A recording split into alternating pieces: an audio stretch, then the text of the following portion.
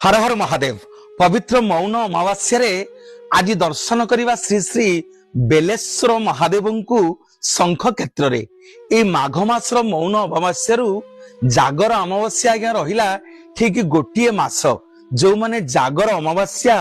जागर उपवास करती महादेवंकर से माने आज ठारू आमिष भक्षण करने उचित नुह। मोर माँ माने बापा माने जीवा शंख क्षेत्र में पुरी आउ कोणार्क रास्तार ये बाटरे पड़ती श्री श्री बेलेश्वर महादेव श्रीकृष्ण आउ अर्जुन जिते द्वापर जुगरे ये श्रीक्षेत्र को आसी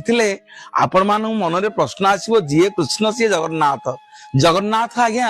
अवतारी श्रीकृष्ण होउछन्ती अवतार तेणु ये जगन्नाथ महाप्रभु सृष्टि आरंभ ये श्रीक्षेत्र में अछन्ती। श्रीकृष्ण भगवान और अर्जुन जिते आसिले ये श्रीक्षेत्र को जगन्नाथ को दर्शन करने श्रीकृष्ण जानी पारिले एबे जोटी बेलेश्वर अछन्ती